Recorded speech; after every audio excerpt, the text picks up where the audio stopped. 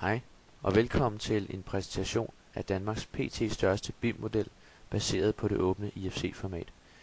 Mit navn det er Niels Straldal, jeg kommer fra Rambøll, og jeg vil vise, hvordan man kan samle en række farvemodeller fra forskellige CAD-software via IFC-formatet til en fælles model, i det her tilfælde i en løsning fra Solibri, som hedder Solibri Model Checker.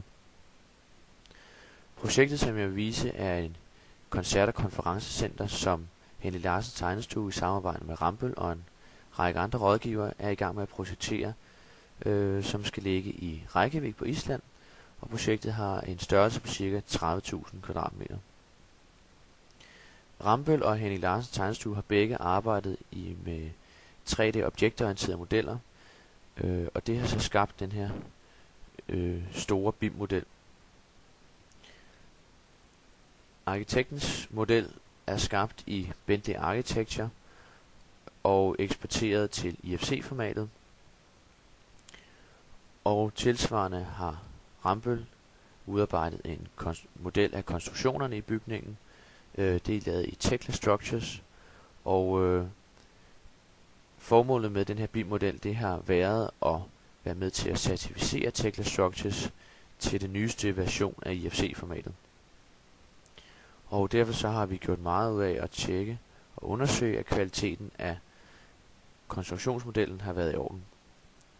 Og her der ser I, hvordan selve koncertsalen ser ud fra et konstruktionsmæssigt synspunkt.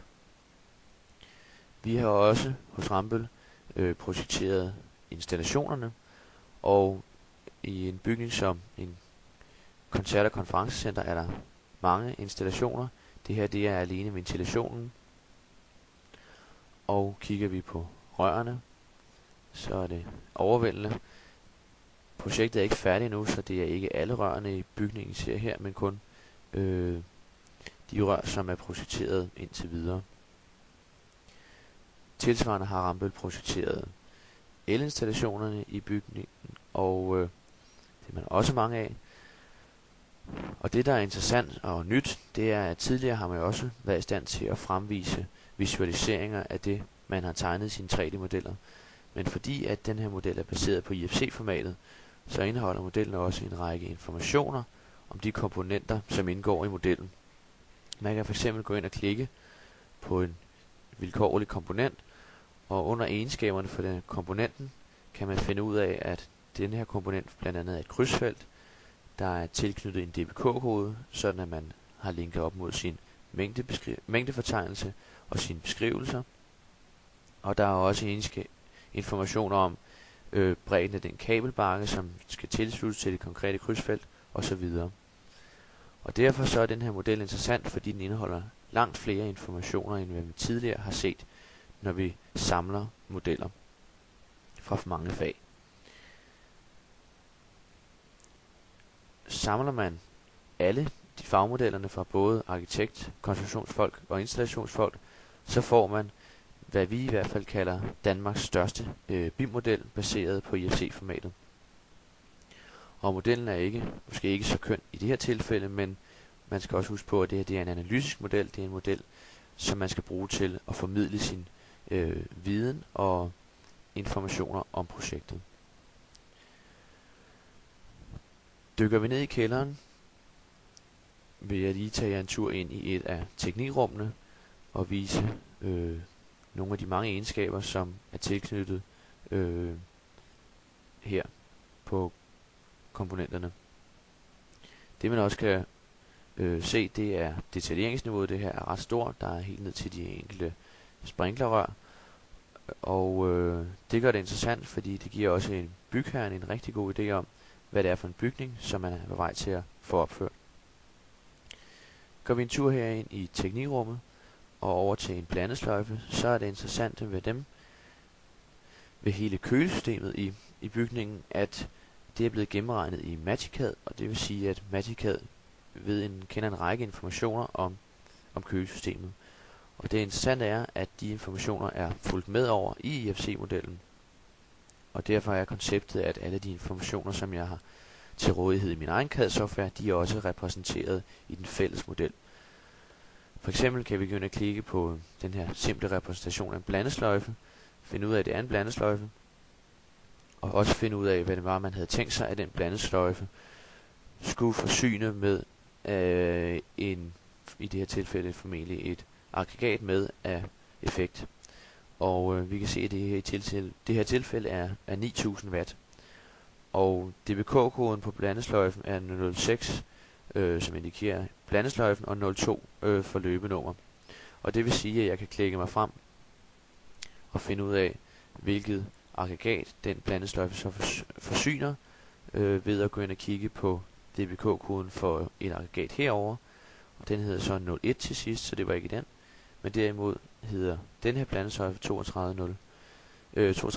og så 02 som løbenummer. Det vil sige, at den her blandesløjfe her forsyner det her aggregat. Og vi kan så også finde ud af, at det så var med de 9000 watt, at den her blandesløjfe skal yde. Klikker jeg på et vilkårligt rør i systemet, så har MagicCAD dimensioneret rørene efter det nødvendige effekt, og fundet ud af, at der i det her rør, der er det nødvendigt at lade en væske løbe på, eller det her tilfælde vand løbe på med cirka 0,4 liter i sekundet og en hastighed på 0,35 meter per sekund. Og jeg kan også gå ind og se, at kølesystemet her, det er et 6, og så er returtemperaturen varierende, men fremløbstemperaturen er i hvert fald 6 grader på systemet. Og derfor så har jeg altså en række informationer om de her systemer, som jeg kan bruge, når jeg skal kommunikere med mine samarbejdspartnere og mine kunder. Går vi lidt videre og kigger på en sammenhæng mellem konstruktioner og installationer, i det her tilfælde også i kælderen, så kan det jo være interessant, når man skal tage en beslutning om, for eksempel hvordan der skal udføres huller til installationerne i konstruktionerne. Det er jo typisk et beslutningsgrundlag, som man tager i fællesskab mellem de forskellige ingeniører. Og det smarte her er, at man kan klikke sig ind på en komponent. Her har vi i hvert fald et sted, hvor der skal laves et hul. Og klikker vi på et af konstruktionsfoldens elementer, så kan vi finde ud af, at det er 300 mm tykt, og konstruktionsmanden havde tænkt, at det her skulle være en type beton, en P30 N32.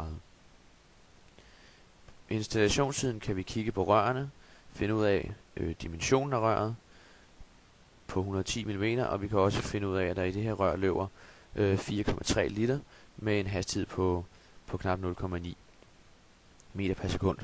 Og på den måde har vi altså en helt ny måde at tage en beslutning om i fællesskab, hvordan tingene skal løses, ved at sidde og kigge i en fælles model.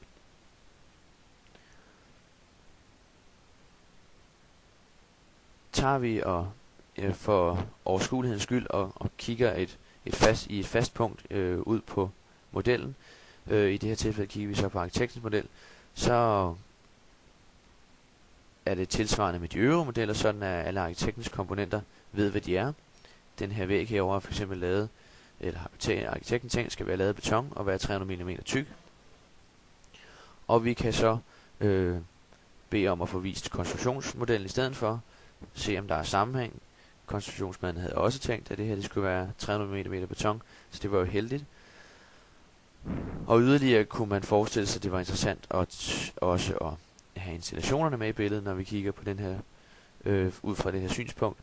Og igen, det er muligt at klikke sig ind på en hvilken som helst komponent, finde ud af, hvad det er. I det her tilfælde noget indblæsning kan vi se fra det her anlæg, og vi kunne klikke på et hvilket som helst rør og finde ud af, at det er et kølerør, og der løber de her 0,6 liter i røret.